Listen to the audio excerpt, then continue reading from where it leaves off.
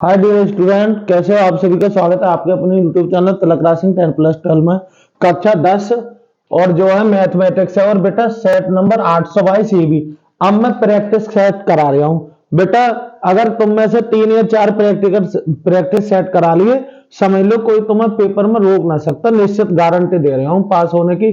निश्चित दूसरे दिन एक सेट दूंगा, ठीक है। देखो बेटा ये क्वेश्चन लिखे हुए हैं, मैं तुम्हें बताऊंगा कैसे। और देखो पेपर को निश्चित है आप 4 से 5, 5 से 6 सेट, 5 सेट कर लिए, गारंटी दे रहा हूं। बोर्ड का पेपर ऐसा लगेगा बिल्कुल जैसे तुम पहले करके आए हो। देखते हैं कैसे करेंगे। बेटा पहले सवाल को पढ़ना आना चाहिए। यदि आप पढ़ना जानते हो और बिल्कुल सही तरीके पे पहुंच गए तो मैं क्या निकालना है तो गारंटी दे रहा हूं सब कुछ सही हो जाएगा। देखो 1 मिनट सवाल को देखेंगे। कौन सहअभाज्य संख्याओं का क्या है युग्म है। इनमें से कौन सहअभाज्य, बस ये बताना था। बहुत बड़ी कैलकुलेशन ना करनी है, केवल देखना है। अब हम देख रहे हैं सहअभाज्य, तो अब सहअभाज्य का मतलब पता होना चाहिए। ये वाली संख्या इससे कटनी ना चाहिए। क्यों? अगर ये वाली इससे कट गई तो वो हो गई सहभाज्य। सहभाज्य, लेकिन वो क्या कह रहा है? वो तो कह रहा है सहअभाज्य होनी चाहिए। समझ रहे हो ना? अब हम देख रहे हैं, देखो बेटा ये 93 इससे कट जाता है, 31 तिया 93, तो भाई ये तो सहभाज्य, ये आंसर ना है। यहां 7 से ये कट रहा है, 7 तिया 21, ये भी सहभाज्य। देख रहा है 5 तिया 15, ये भी सहभाज्य। आंसर कौन सा रहा मेरे भाई? अरे यही रहा।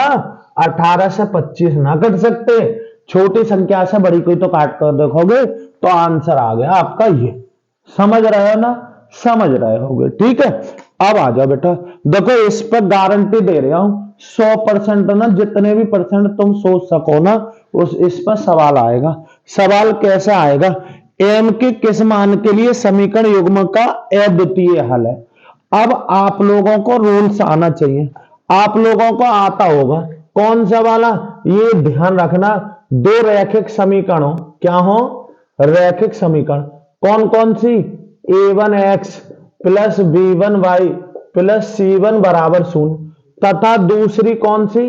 a2x प्लस के b2y प्लस के c2 बराबर 0। दो समीकरण जब दे रखी हो तो उनकी तुलना पहली वाले की आप इससे कर लेना और दूसरे वाले की इससे कर लेना, और एक तरफ क्या बना लेना? शून्य। तो पता है क्या? x की गुणा में a1 मिल जाएगा पहली समीकरण में, y की गुणा में b1, और सीधे लिखा हुआ है तो c1। इसी प्रकार दूसरी समीकरण में x की गुणा में a2, y की गुणा में b2, और सीधे लिखा हुआ है वो क्या निकल गया? c2। a1 b1 c1, a2 v2 c2 छांट लिया आपने। फिर हम जानते हैं अनुपात निकालना, a1 बटे a2 और b1 बटे b2 और c1 बटे c2 हम जानते हैं। उसके बाद कितना? ये अनुपात की वैल्यू निकाल लोगे आप, ऊपर ऊपर का ना यहां पर मान रख रख के ये वैल्यू निकाल लोगे ना, तब क्या होता है? हम 3 नियम जानते हैं, 1 2 और कितने? 3। यदि a1 बटे a2 बराबर नहीं आया b1 बटे b2 तो एक नियम है, a1 बटे a2 बराबर आ गया b1 बटे b2 और बराबर आ गया c1 बटे c2 तो एक ये वाला नियम होता है। और एक a1 बटे a2 बराबर आता है b1 बटे b2 और बराबर नहीं आता है c1 बटे c2। तो हम पर 3 इन जो अनुपात निकाले हैं इनसे हम 3 रूल्स बना सकें, ठीक। अब ये सपोज करो समीकरण ये दे रखी थी, हम पे ये वाला नियम आया, तो ये क्या करता है?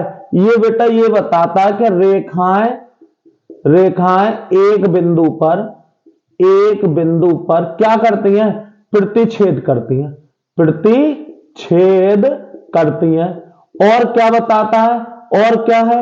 इनके अद्वितीय हल है। क्या है? अद्वितीय हल होगा या केवल एक हल होगा। ये नियम बताता है। ये बताता है कि जो रेखाएं हैं वो संगामी है। कैसी है? संगामी या संपाती है। कैसी है? संपाती है। रेखाएं कैसी हैं? समपाती हैं। और कैसे होंगे? अनेक हल होंगे, अनेक हल। या कैसे हैं? अपरिमित हल होंगे, और ये वाला नियम क्या बताता, कोई हल नहीं है, कोई हल नहीं है। और क्या है, रेखाएं कैसी हैं, समांतर है, रेखाएं कैसी हैं, समांतर। ये आप पर नियम आते हैं, गारंटी दे रहे हैं, या तो वो रेखाएं पूछेगा तो रेखाओं को पूछेगा, इनका रेखीय ग्राफीय निरूपण ज्ञात कीजिए। तो हम बताएंगे कि अगर ये नियम बना तो हम कहेंगे रेखाएं प्रतिच्छेद करती हैं, ये बना तो हम कहेंगे रेखाएं समपाती हैं, और ये नियम बना तो कह देंगे हम रेखाएं कैसी हैं, समांतर। ठीक, और वो हल पूछे, अगर ये नियम बनता तो कह देंगे अद्वितीय हल केवल एक हल है, और अगर ये बनता तो कह देंगे कैसे है, अनेक हल है या अपरिमित हल है, और ये बनता है तो कह देंगे कोई हल नहीं है। अब देखो बेटा सवाल क्या है, सवाल कह रहा है अद्वितीय हल है, साफ पता पड़ गया, ये वाला नियम लगा लो बेटा। कौन सा, a1 बटे a2 बराबर नहीं है b1 बटे b2। अरे ये वाला नियम कोई तो बता रहा है, बोले ये नियम लगाओ और एम निकालो। अब कैसे, इससे कैसे निकालोगे बेटा, हमें पता है इसको एक तरफ शून्य बना लो, तो x माइनस के 2y माइनस के 3 बराबर शून्य, ये पहली समीकरण बना ली। इसको भी कर लो, 3x प्लस के my और माइनस के 1 बराबर शून्य। बेटा ये a1 है और ये क्या है, a2 है, ये v1 है और ये v2 है। समीकरण से ऐसी तो छांटने को बताया, बस कुछ मत करो, यहां लगा दो 1 अपॉन, यहां पे क्या कर दो 3, और बराबर नहीं है किसके, यहां पे कितना है माइनस के 2, और यहां क्या लगा 2m। ठीक है, यही तो कह रहा है, बस कुछ ना करना, तिरछी गुणा, इन दोनों ही गुणा एक तरफ, m एकम m बराबर नहीं है 3 दूनी 6, वो भी काय का, माइनस का। इस तरीके से m का आप मान निकाल सकते हो। ठीक है ना। अब देखो मैंने यही सवाल लिखा है यहां पे, यही तो लिखा है बेटा, ये हो गया समझ में। ये देखो चौथा सवाल, वो कह रहा है कि यहां पे x ना होगा बेटा, क्या कह रहा है, के किस मान के लिए रैखिक समीकरण का कैसे है, अनेक हल है, कैसे है, अनेक हल बता रहा है, वो पूछ रहा है। इसका मतलब क्या है, इसका मतलब है ये लगा दो, ये लगा दो। अब ये क्या नियम है बेटा, a1 बटे a2 बराबर b1 बटे b2 c1 बटे c2। a1 b1 c1 आप जानते हो, इसी को बेटा क्या कर लूंगा मैं, ऐसे कर लेंगे इसको, x प्लस के ky और माइनस के 1 बराबर 0। ये मैंने इसको मैंने ऐसे बना लिया, इसको ऐसे कर लो, क्या kx और प्लस के y और माइनस के k स्क्वायर बराबर 0। मैंने इसको इधर, क्योंकि a1 b1 c1 जब भी छांट सको जब एक तरफ सुन लो, ठीक है ना। अब देखो बेटा a1 ये रहा, b1 ये रहा, के c1 ये रहा, a2 b2 और c2। जब गुणा में कुछ ना होता तो क्या मानते हैं 1, तो क्या करो यहां, अरे 1 अपॉन कितना k बराबर, क्योंकि अनेक हल है, यहां कितना है बेटा, यहां है हमारा k अपॉन, यहां कुछ नहीं है, क्या हो गया 1, यहां बराबर माइनस के 1 अपॉन के स्क्वायर। ठीक है, अब हमें क्या निकालना है, के का मान, किसका मान, के का। तो इससे ही कर दो ना, क्यों लफड़े में पड़ रहे हो, इसको ले लो, क्या ले लो 1 अपॉन के बराबर के अपॉन 1, तिरछी गुणा के स्क्वायर हो गया बराबर एक एकन एक, वर्ग हटाओ और वर्गमूल पहुंचा दो 1, और के से वर्गमूल के बाद 1 का वर्गमूल कितना आता है 1, लेकिन प्लस और माइनस में, तो के का मान कितना आ जाएगा प्लस माइनस 1। इस तरीके से आपका आंसर आ जाएगा ये। ठीक है ना। अब देखो बेटा ये सवाल एक जरूर आएगा, निश्चित है। किसका है ये रैखिक समीकरण का है। किसका है, रैखिक समीकरण। देखो बेटा ये कौन सा, ये वाला, इसका और इसका हल मैं दो तरीके बताऊंगा। फिलहाल क्या करेंगे, हमें पता है ये रैखिक समीकरण है, और रैखिक समीकरण की हम पर 3 विधियां है, लेकिन 2 की बात करूंगा मैं, प्रतिस्थापन और विलोपन। मैं विलोपन से करूंगा। क्या है ये समीकरण, क्या है बेटा, 2x प्लस के 3y बराबर कितनी है 18। ये पहली समीकरण है। और दूसरी कौन सी बेटा, दूसरी है x माइनस के 2y बराबर 2। ये समीकरण 2 है। अब हमें x और y के मान निकालने हैं। किसके, x और y के। तो हम क्या करते हैं बेटा, इनमें एक पद समान बना लेते हैं, जो तुम्हारी मर्जी करे। पद समान बनाए के कट करना विलोपन विधि होती है। कौन सी? विलोपन। देखो करेंगे, देख रहे हैं यहां 2x है, यहां भी 2x हो जाता तो हमारा आंसर सही आ जाता ना, कट जाता ये, क्योंकि पद समान बनाए करेंगे। तो क्या करेंगे, यहां पे लिखेंगे समीकरण 2 में, अरे बेटा यहां 1 है और यहां 2 है, तो इसको 1 को कितने से गुणा करें कि 2 बन जाए, तो 2 से कर दो। समीकरण 2 में दोनों ओर कितने से, 2 से गुणा करके समीकरण 1 के साथ लेने पर तो इसको 2 से गुणा करो तो यहां 2x हो जाएगा, माइनस 2 दूनी कितना हो जाएगा 4y, और 2 दूनी कितना हो जाएगा 4। इसके नीचे लिखूंगा 2x प्लस के 3y बराबर कितना हो गया 18। यहां हम देख रहे हैं ये पद समान है पर कट ना रहा, क्योंकि दोनों प्लस के हैं, इसलिए यहां लिख दो घटाने पर। क्या करने पर? घटाने पर क्या होगा, नीचे वाले के चिन्ह बदल जाते हैं, ये प्लस था माइनस हो गया, ये प्लस, ये भी माइनस, ये प्लस, ये भी, ये कैंसिल हो गए। अब देखो ये माइनस के 4y है, माइनस के 3y है, तो कितना हो गया माइनस के 7y। यहां माइनस के 18 है, प्लस के 4 है, 18 में से 4 गए, इसके 14 बचे, वो भी किसके, माइनस के। दोनों तरफ माइनस है, माइनस से माइनस कैंसिल, बाई बराबर ये गुणा की चीज कहां जाएगी, बटे में, तो 14 बटे कितना हो जाएगा 7, 7 दूनी 14, यानी कि बाई का मान कितना आ गया 2।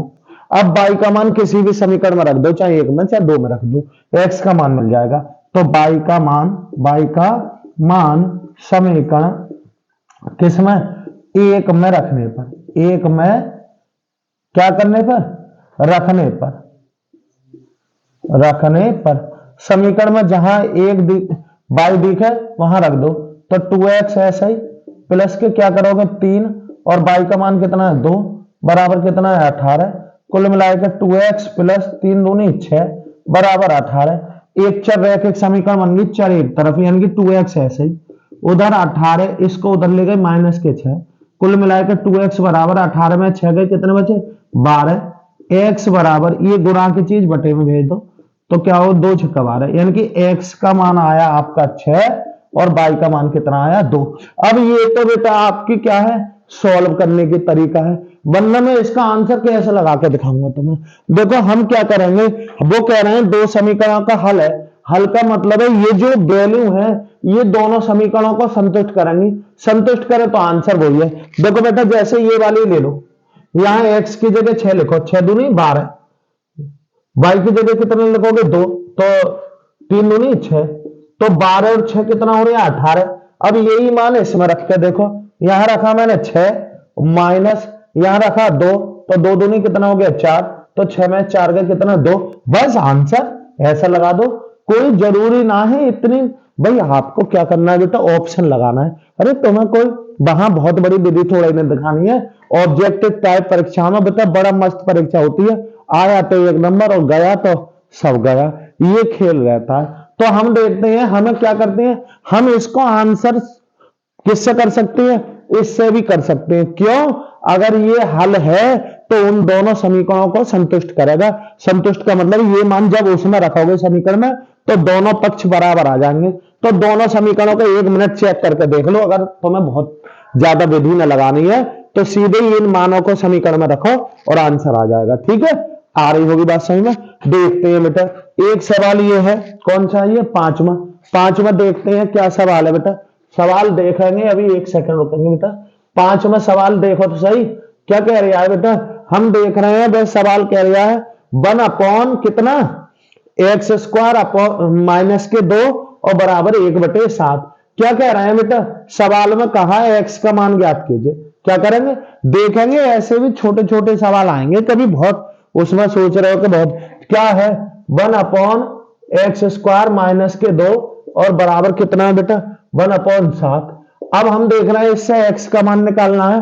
अरे भाई पहले तो एक लाइन में लाओ सवाल, ठीक है, तो उसके लिए क्या करेंगे, तिरछी गुणा करेंगे, इन दोनों ही गुणा एक तरफ, इन दोनों ही गुणा इनकी, इससे करोगे बेटा 1 से गुणा करने पर कोई प्रभाव ना पड़ता है, एक्स स्क्वायर माइनस के 2 और 7 एकन 7। ठीक है, अब हम देख रहे हैं बेटा चर कितना है सवाल में, अरे एक ही तो है x, बस ये चर एक तरफ बाकी की सब एक तरफ। तो क्या करेंगे, एक्स स्क्वायर इधर ही रखो, उधर 7 थे, ये उधर जाके हो गए प्लस के, एक्स स्क्वायर बराबर 7 और 2 कितना हो गया 9।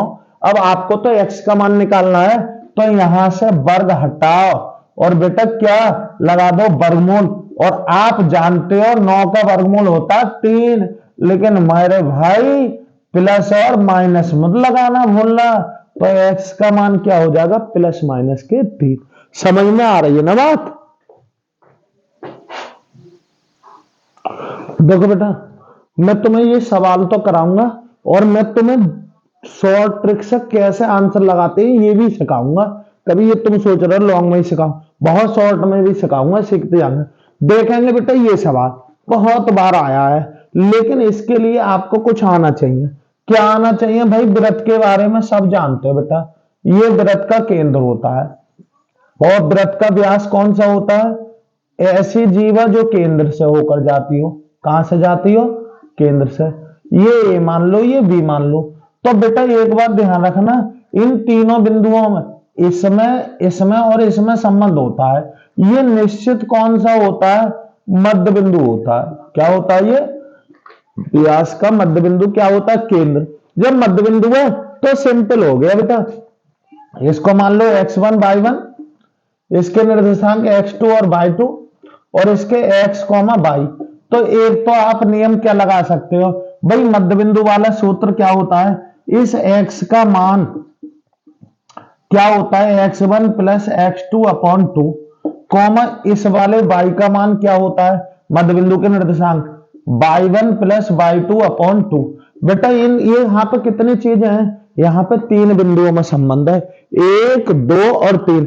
ये मध्य बिंदु है, तो किन्हीं भी 2 बिंदुओं के मध्य बिंदु निकाला जा सकता है। कैसे, अरे हम जानते हैं बिंदु में क्या होता है, पहला मान है x का, दूसरा y का। तो पहले जोड़ो, अरे इसका पहला x1 इसका x2, दोनों जोड़ लिए और बटे 2 कर दो, ये निकल आता है। ठीक, और फिर क्या करेंगे, इसका मान कैसे निकालेंगे, इस y का, क्योंकि बिंदु में 2 मान होते हैं, तो दूसरा मान निकालने के लिए दोनों दूसरे जोड़ो और बटे 2 कर दो, तो y1 प्लस y2 बटे 2। ये हम सूत्र जानते हैं, हालांकि मैं इसके शॉर्ट ट्रिक से निकालवाऊंगा। कैसे, अब हम देख रहे हैं वो क्या कह रहा था, पहले तो शॉर्ट ट्रिक से देखो। वो ये कह रहा था कि व्यास AB के एक वृत्त का केंद्र इतना है तथा B के निर्देशांक कितने हैं, यानी कि ये हैंगे, B के निर्देशांक ये हैं कितने, 1,4। फिर क्या कह रहा है, A का निर्देशांक ज्ञात कीजिए। अरे तो यार इसका और इसका मध्य बिंदु ये बैठना चाहिए, तो हम देख रहे हैं यार इसका इसके साथ निकाल लो। क्या निकाल लो, अरे इसका इसके साथ, क्योंकि हमें पता है A के निर्देशांक इनमें से ही तो है कोई। तो अब हम देख रहे हैं थोड़ी देर के लिए इसको यहां रख रहा हूं, ठीक। तो अब तुम क्या करोगे, इसका मध्य बिंदु निकालोगे, ये 1 और कितने 3 जोड़ोगे, कितने हो रहे हैं 4, आधा करोगे 2, आ गया। फिर क्या है यहाँ पे 10 और यहाँ कितने हैं बेटा, यहाँ कितने हैं 4, अरे 4 ही तो है ये, 10 4 14, आधा करोगे 7, ये ना आया। तो इसका इसके साथ देखो, 10 और 1 11, आधा करोगे ना आ रहा, छोड़ो 10 और वैसे 1 गया माइनस, ये भी ना आ रहा।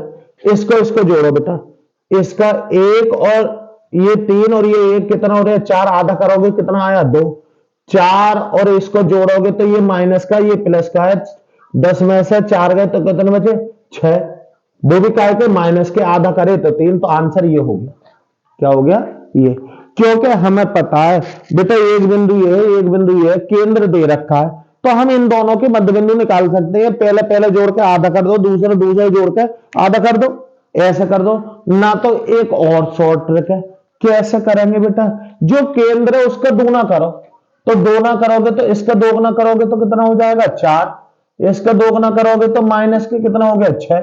अब केंद्र का दोगुना करा, एक सिरा इसमें से घटा दो, दूसरा सिरा आ जाएगा, सिरा घटाओ, इसमें से -1 घटा, इसमें से माइनस के 4 घटाओगे, वही 4 में से 1 गया कितना बचा 3, इसमें से ये गया, इसमें से ये, तो -10, तो ये आ गए ना, आ गए, ऐसा कर दो। क्या कर दो, दो तरीके हैं मध्य बिंदु कोई सा सिरे ज्ञात करने के लिए। मैं तुम्हें ये भी सिरे ज्ञात कर सकता हूं, ये देखो ये है, ठीक है, इसका दोगुना करके ये घटा दो, ये आ जाएगा, इसका दोगुना करके ये घटा दोगे, ये आ जाएगा। घटाओगे कैसे, अच्छा ये कह रहे हो घटाओगे, अरे तो पहले में से पहला घटाओगे, दूसरे में से दूसरा घटाओगे। अगर घटाने के बाद चिन्ह समान है तो जोड़ देंगे और विपरीत है तो घटा देंगे। देखो बेटा एक सेकंड, ये बहुत शॉर्ट ट्रिक है ये वाला। कौन सा केस है ये देखो, क्या कह रहे हैं, हमें एक सिरे के निर्देशांक निकालने हैं। जब भी ऐसा दे मध्य बिंदुओं से संबंधित, ये दोनों बिंदु दे तो मध्य बिंदु 100 मिनटों में निकाल देंगे, और मध्य बिंदु और एक बिंदु दे तो दूसरा कैसे निकालोगे ये बता रहा हूं। कैसे, केंद्र का दोगुना करो, अरे इसका दोगुना करेंगे, दोनों का, इसका भी और इसका दोगुना करो, कितना आ गया 4, इसका दोगुना करोगे -6, ठीक। इसमें से एक सिरा घटा दो, दूसरा आ जाएगा। एक सिरा कितना है, 1 और 4 है, तो इसमें से एक घटा दो, इसमें से कितना घटा दो 4। अब घटाने पर ये प्लस का ये माइनस का, 4 में से 1 गया, कितना बचा 3, और ये भी माइनस का ये भी माइनस का है, तो कितना आ जाएगा भैया, जुड़ जाएंगे। हमने घटाया लेकिन वो तो जुड़ने लगे भाई, माइनस के ये माइनस के ये माइनस के थे, बोलो जी आ गया आंसर। या फिर भाई आपका रूल्स से कर दो, रूल से क्या करोगे भाई, कैसे, उसके निर्देशांक कितने माने तुमने, x1 y1, हम जानते हैं x बराबर x1 plus x2 upon 2, y बराबर y1 प्लस y2 अपॉन 2। यहां पे x का मान कितना है भाई, मध्य बिंदु वाला 2, यहां x1 हमें निकालना है, x2 का मान कितना है, x2 का मान है 1 और अपॉन 2 बटा 1 करके तिरछी गुणा, इन दोनों ही गुणा एक तरफ x1 प्लस का 1 और 2 दूनी 4, ये x1 बराबर ये उधर गया, 4 में से 1 गया, कितना बचा 3, पहला मान आ गया 3। इससे निकालो y का मान कितना बेटा, y का मान ये रहा -3 बटे 2, यहाँ y1 हमें निकालना है, y2 कितना है 4 बटा 1 करके तिरछी गुणा, इन दोनों की गुणा एक तरफ, y1 प्लस के 4 उधर आ गए -6, y1 ऐसे ही इसको उधर ले जाओ -6 और -4, तो y1 बराबर कितना आया बेटा 10। जैसे तुम्हारी मर्जी करे, वरना यार मैं तो मध्य बिंदु को ऐसे ही तुम्हें शॉर्ट ट्रिक्स है, क्योंकि वहां तुम्हें कुछ करके ना दिखाना है, सीधे ही आंसर निकालना। समझ में आया होगा, ठीक। एक बार और समझा रहा हूं, क्योंकि देखो कोई चीज शॉर्ट ट्रिक सीखोगे तो थोड़ा सा तो कठिन लगेगा ही, ठीक है। मध्य बिंदु डायरेक्ट निकाल देंगे। और देखो देखो कैसे है, मैं अलग से एक क्वेश्चन लेकर दिखा रहा हूं तुम्हें, तो और जल्दी समझ में आएगा, ठीक है ना, क्योंकि ये सवाल आता ही है। देखो बेटा एक बिंदु ये है और एक बिंदु ये है 4 और ये है 6 और ये है 2 और ये है समझ लो 4, ठीक है। कोई ये कहे कि इसका मध्य बिंदु निकालो, क्या निकालो, मध्य बिंदु, या ये व्यास के सिरे है, एक वृत्त के व्यास के सिरे है, तो केंद्र ज्ञात करो, तो 1 सेकंड करेंगे। मध्य बिंदु निकालना है, पहला पहला जोड़ो, 4 और 2 6, 2 से भाग दो, 6 को 2 से भाग दोगे, ये आ गया 3। 6 और 4 कितने होते हैं बेटा, 6 और 4 10, 10 का आधा करोगे यानी कि 2 से भाग दोगे, आ गया 5, ठीक। आ रही बात तुम्हारी समझ में आ रही है। तो दो बिंदुओं का मध्य बिंदु निकाल लिया तुमने, जरा से पहला पहला जोड़ा बटा 2, दूसरा दूसरा जोड़ा बटा 2। अब देखो बेटा मध्य बिंदु दे रखा है और ये दे रखा है और ये निकालना है, तो मैंने क्या बताया, इसका दोगुना करो, इसका दोगुना कितना हो गया 6,10 हो गया ना, हो गया, ठीक। इसका दोगुना करो, ये सिरे निकालने हैं, ठीक है, तो इसका दोगुना कर लिया। मैंने बताया कि इसको घटा दो, तो 2 को घटाओ और 4 को घटाओ, जरा बताइए 4 में से 6 में से 2 गए, कितने बचे 4, 10 में 4 गए 6, अरे ये ना है का, ये है ना, ये इसको छिपा लो, चलो मैं इसको छिपा ले रही है, ठीक है। अब क्या करें, मैंने तुम्हें बताया बेटा एक सिरा ये वाला निकालना है, इसका दोगुना करो, इसका दोगुना करोगे, देखो कैसे, इसका दोगुना करोगे 6 और 10 कर लिया, ये घटा दो -4 और -4 घटा दिए, तो यहां पे कितना आए, अरे 6 में से 4 गए, कितने बचे 2, 10 में से 6 गए, कितने बचे 4, देखना ये है ना, है बिल्कुल सिंपल है यार। मध्य बिंदु का दोगुना करके इस सिरे को घटा दोगे, ये आ जाएगा, और मध्य बिंदु का दोगुना करके इस सिरे को घटाओगे, ये है मध्य बिंदु वाला। कौन सा? मध्य बिंदु वाला। आ जाओ बेटा, आगे सवाल देखते हैं। ठीक है, आ गया होगा, देखना ये सवाल भी निश्चित आएगा, गारंटी दे रही हूं 100 लाख के लिए। यहां पे क्या है, या तो के दे दे, एम दे दे, ए दे दे, कुछ भी दे दे, ध्यान रखेंगे क्या कह रहा है। इसके मूल बराबर है, मूल बराबर करने का, मूल बराबर देने का मतलब है उसने डी बराबर 0 दिया है। डी क्या होता है? बी स्क्वायर माइनस के 4ac बराबर 0। अब आपको क्या चीज चाहिए? हमें चाहिए एबीसी के मान।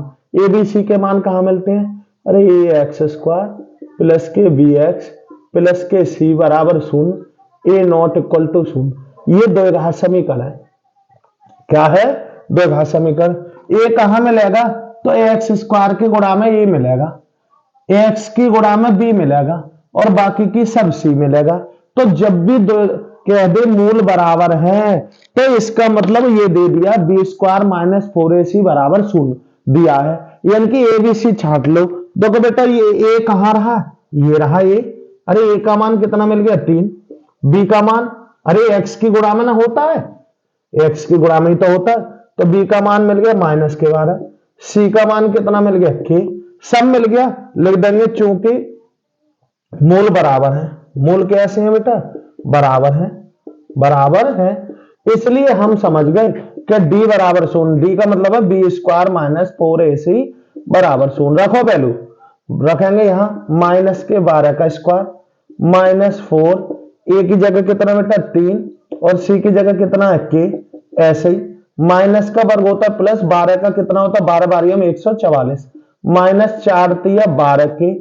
ये एक चर रैखिक समीकरण हो गए, जो चीज निकालते हैं वो एक तरफ, बाकी की सब एक तरफ। तो माइनस के 12 के यहीं रखोगे, ये उधर भेज जाओ, माइनस के 144, माइनस से माइनस कैंसिल, के बराबर 144 और ये चीज बटे में भेज दो 12, 12 बारियों में 144, कुल मिलाकर के का मान कितना आ जाएगा? 12।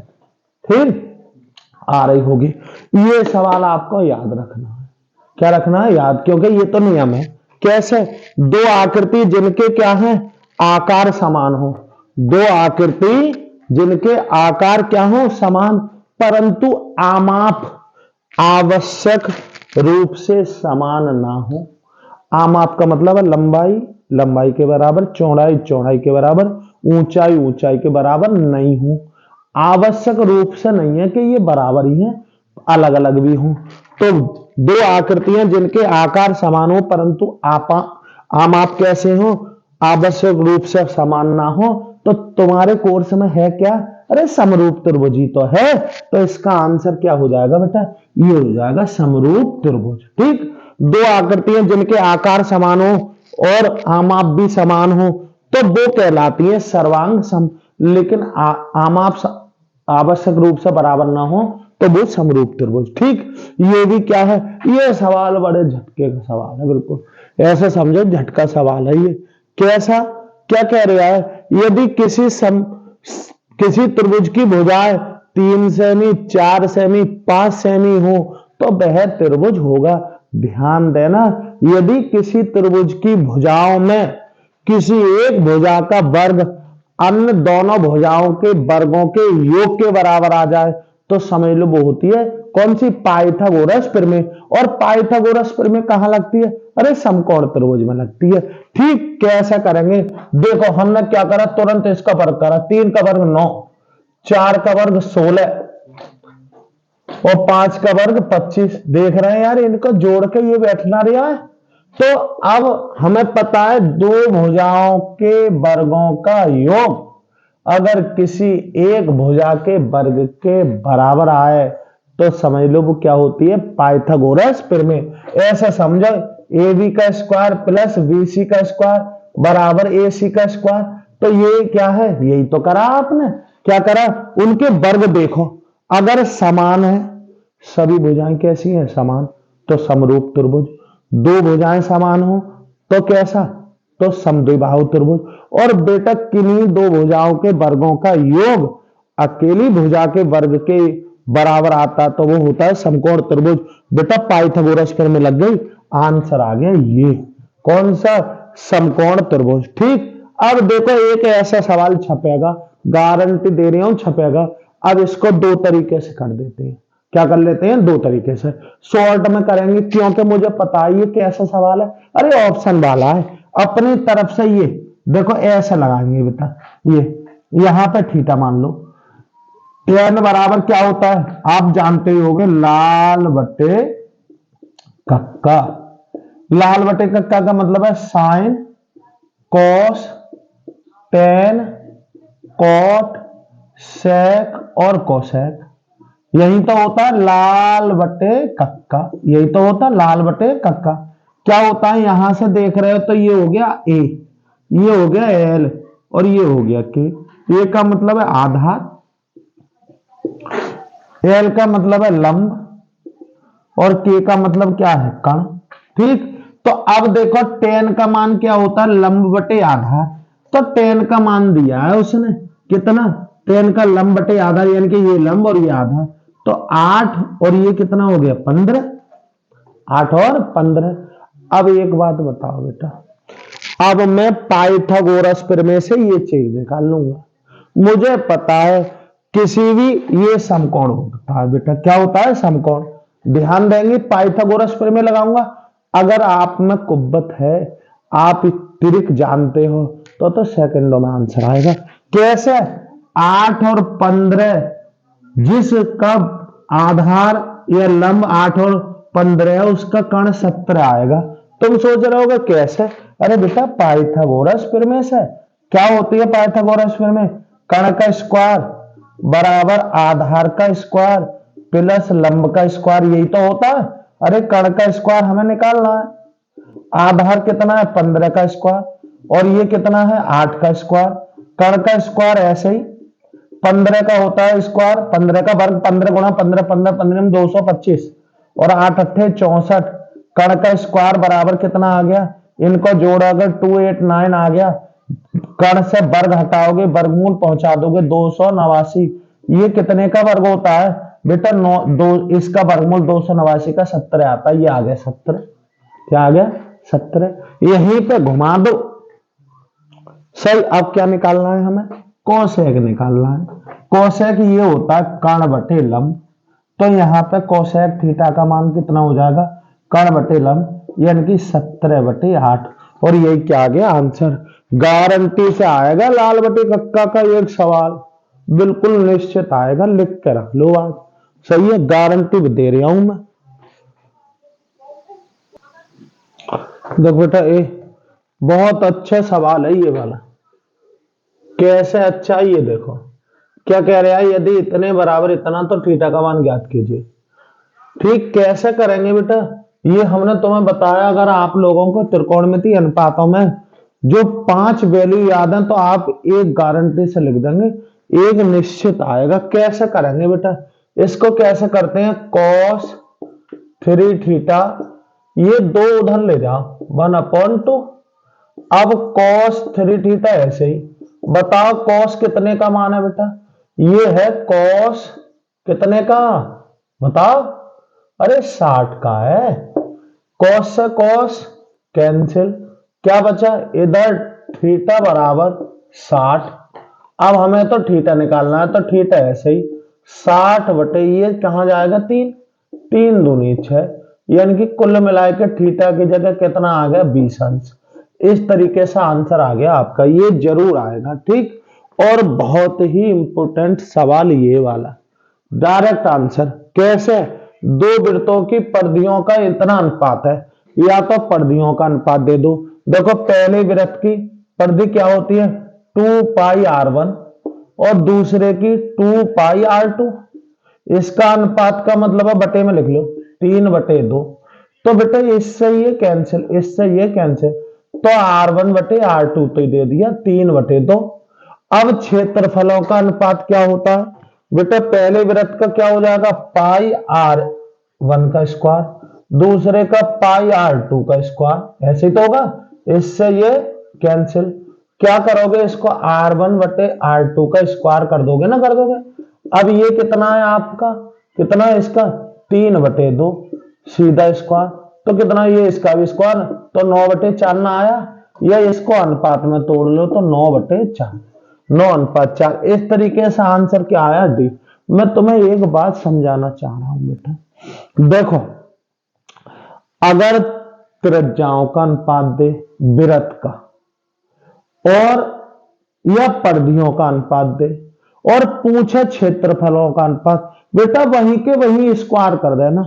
देखो जैसे क्या है, परिधियों का अनुपात तो क्षेत्रफलों का अनुपात, अरे यही स्क्वायर कर दो। इसका स्क्वायर कितना हो गया? 9। इसका स्क्वायर कितना हो गया? 4। 9:4 और ये आंसर।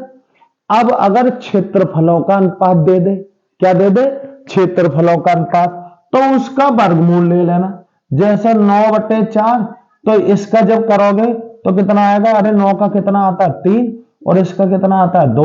तो ये परिधियों का अनुपात भी यही है, त्रिज्याओं का अनुपात भी यही है, व्यासों का अनुपात भी यही है, सबका अनुपात यही है।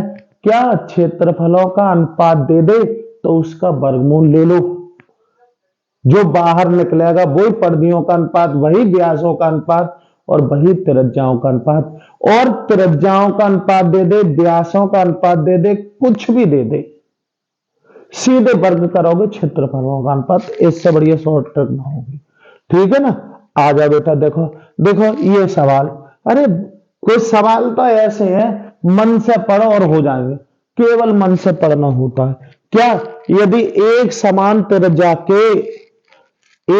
त्रिज्या आर के दो अर्धगोलों को उनके आधारों से जोड़ा जाए। बेटा एक बात बताओ, एक अर्धगोला ये है इसी त्रिज्या का, और एक अर्धगोला ये है इसी त्रिज्या का, रखना तो ये पूरा गोला ना हो गया, आधा ऊपर और आधा नीचे, तो गोला तो बन गया। तो क्या कह रहा है? यदि एक समान त्रिज्या आर के दो अर्धगोलों को उनके आधारों से जोड़ा जाए तो नए बने ठोस, अब नया बना ठोस कौन है? अरे गोला ही तो है। तो कह रहा है वक्र पृष्ठ के क्षेत्र पर ज्ञात करो। तो गोले का वक्र पृष्ठ का सूत्र याद होना चाहिए बेटा। गोले का एक ही पृष्ठ होता है, वही वक्र पृष्ठ होता है, वही संपूर्ण पृष्ठ। तो आंसर क्या होगा? अरे गोले का कितना है वक्र पृष्ठ? याद होगा ये तो। अरे भाई सूत्र याद होने चाहिए। हमारी वीडियो पुरानी देखो, अगर ऐसा लग रहा है आपको तो मेंसुरेशन की वीडियो पड़ी हुई है, सही है ना। उस मेंसुरेशन में जाकर देखो, सब सूत्रों को मैंने मुंह कराया है। भाई आपको कुछ ना कुछ तो आना चाहिए, 1 सेकंड में आंसर आ जाएगा। आंसर गोले का वक्र पृष्ठ कितना होता है? 4πr²। बेटा इस तरीके से आंसर बगैर पेन चलाए ऐसे लगा दोगे, ठीक है। आ जाओ देखो ये सवाल भी क्या है, कुछ सवाल ऐसे हैं बेटा जो आप पेंसिल चलाने की जरूरत ना होगी, केवल मन चलाना है, मन को आपको दौड़ाना है। कितनी स्पीड से आप सोच सकते हो बस ये डिपेंड करता है। देखना है क्या सवाल, निम्नलिखित में से कौन केंद्रीय प्रवृत्ति की माप नहीं है? अच्छा केंद्रीय प्रवृत्ति की माप में आपने पढ़ा क्या है? अरे आपके कोर्स में 3 है केंद्रीय प्रवृत्ति की माप। कौन कौन सी? बहुलक, माध्य और माध्यिका। कितनी है? 3 है ना। तो वही तो केंद्रीय प्रवृत्ति की माप है। उनके अलावा यदि कोई, ये लगा दो टिक, केंद्रीय प्रवृत्ति की माप नहीं है। ये है, ये है, ये है, लगा दो बेटा। ये रहा, ये नहीं है, आप इससे परिचित नहीं हो तो ये केंद्रीय प्रवृत्ति की माप नहीं है। देखो गारंटी से आएगा बेटा ये कैसा सवाल। क्या है? 1 से 9 तक की प्राकृतिक संख्याओं का समांतर माध्य ज्ञात कीजिए। समांतर माध्य जब आंकड़े अवर्गीकृत हो तो केवल समांतर माध्य निकालने का सूत्र क्या है? समांतर माध्य बराबर होता है पदों का योगफल, पदों का योगफल और बटे पदों की संख्या, पदों की संख्या। ये सूत्र पे एक सवाल आएगा, आज लिख के रख लेना बेटा, कहीं जा ना रहे। मैं भी यही हूं, आप लोग भी यही रहेंगे, पछताने से अच्छा इस समय पढ़ लो आप। क्या? 1 से 9 तक की प्राकृतिक संख्या। अब बेटा आपको कुछ तो नॉलेज होनी चाहिए। प्राकृतिक संख्या कौन सी होती है?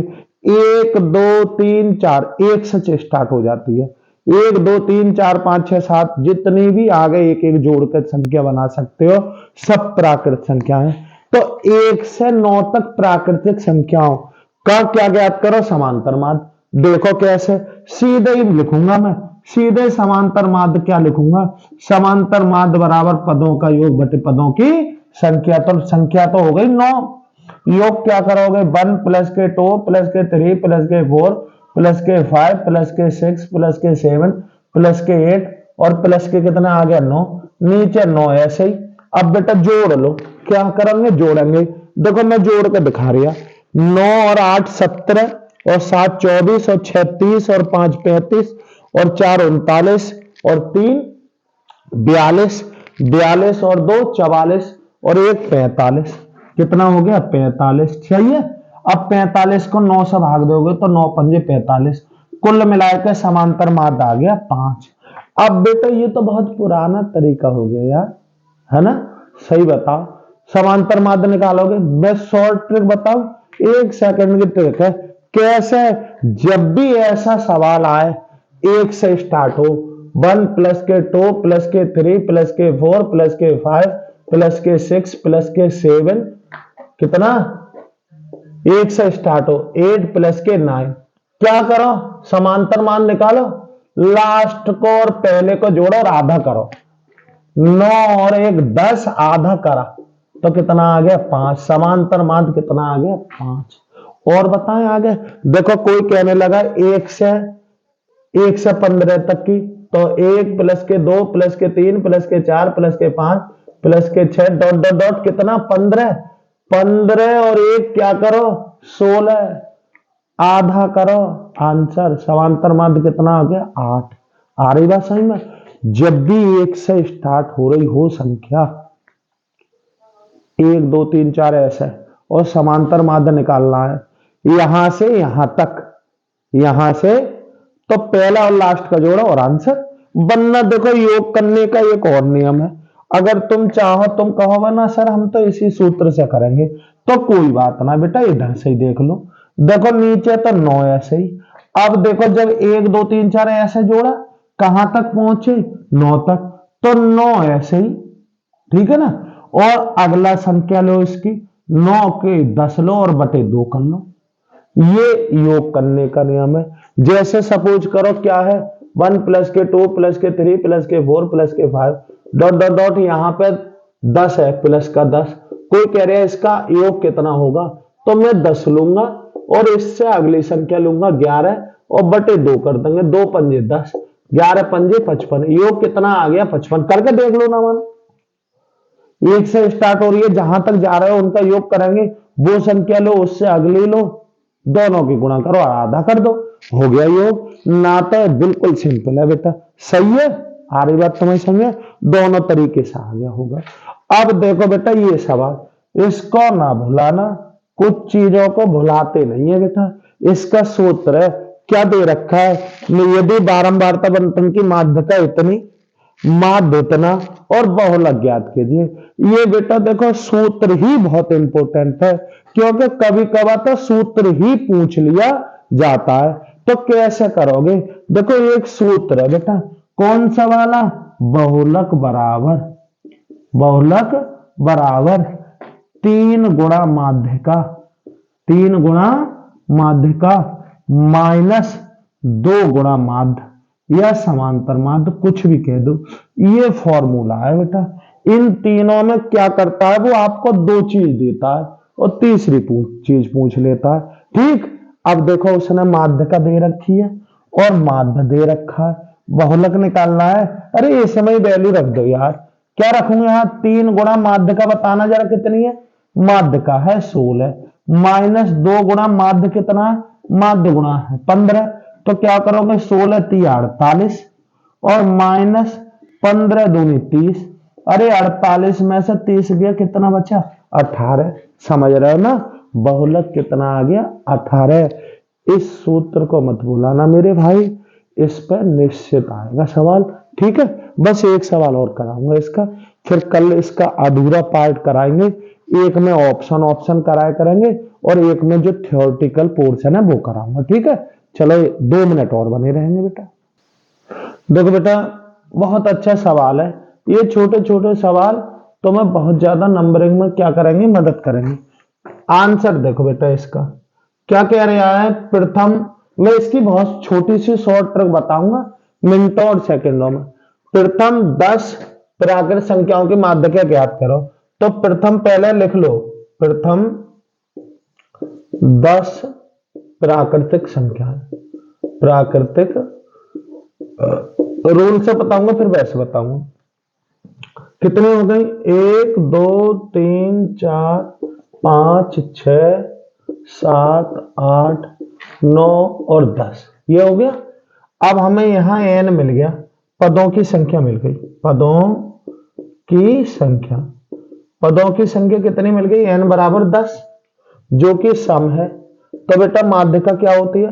आंकड़े अपने आप ही आरोही क्रम में लगे हुए हैं, तो माध्यिका बराबर जो होता है सूत्र जब सम होती है तो पूरे के बटे 2, यहां होता है n बटे 2 वहां पद प्लस n बटे 2 प्लस 1 वहां पद, कुल मिलाए के पूरे के बटे 2, यहां लिखेंगे 10 बटे 2 वहां पद और यहां लिखोगे 10 बटे 2 प्लस 1 वहां पद, ऐसे तो लिखोगे कुल मिलाए के। और देखो पूरे के बटे 2 ऐसे ही, यहां आ जाएगा 5वां पद और यहां 5 और 1 6वां पद। अब बेटा पूरे के बटे 2 ऐसे ही, 5वां पद देखो 1 2 3 4 5, 5वां पद कितना हो गया? 5 और प्लस 6वां पद कौन सा हो गया? 6, तो 5 और 6 कितने हो रहे हैं बेटा? 11 और बटे 2, 11 को 2 से भाग दोगे तो आप जानते हो 5.5 आएगा, यानी कि आंसर क्या आ गया? ये तो है बेटा तरीका तुम्हारा लॉन्ग वाला। अब शॉर्ट वाला कैसे करोगे? आंकड़े दे रखे हो, आंकड़े एक क्रम में लगा लेना और माध्यिका देखो, माध्यिका का मतलब है बीच वाला।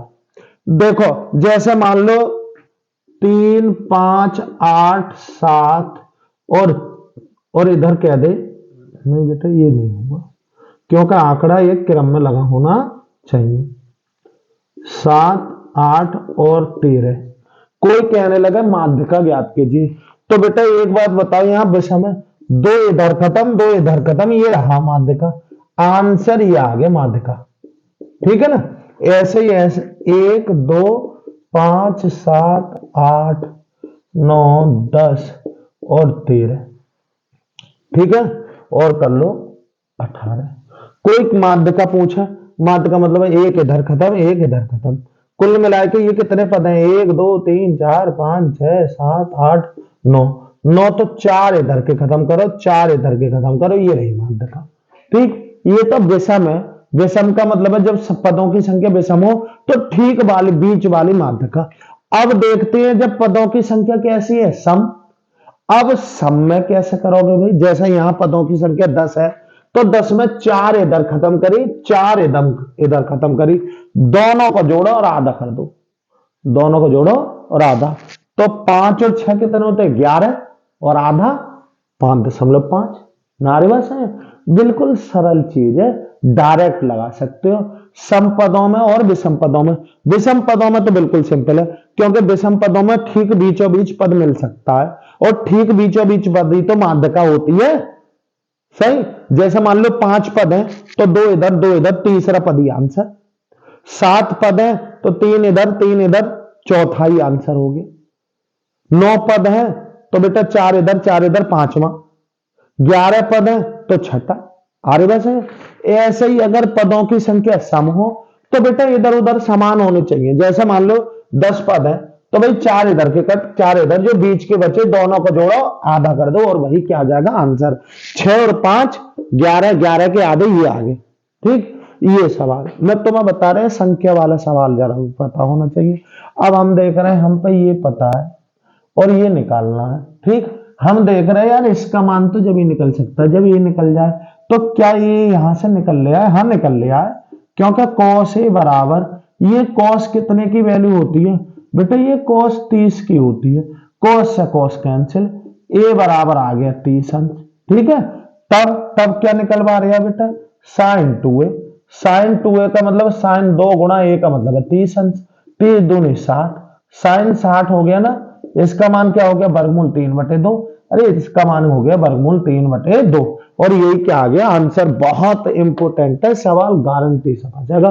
और देखो मैं तुम्हें 5-6 प्रैक्टिस सेट कराऊंगा, उम्मीद है दूसरे दिन दे करेंगे एक, जैसे इसका अधूरा मैं कल ना दूंगा परसों दूंगा, ठीक है, फिर एक दिन छोड़कर, और 5 सेट कर लो, गारंटी दे रहा हूं तुम्हें, गणित में फेल कर दे तो नाम बदल देना मेरा, सही है ना, इतनी गारंटी ना देगा कोई।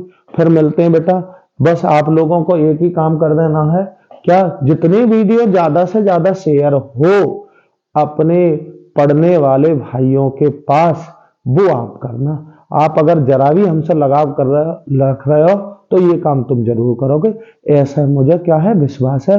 मिलते हैं बेटा, धन्यवाद अगली वीडियो में।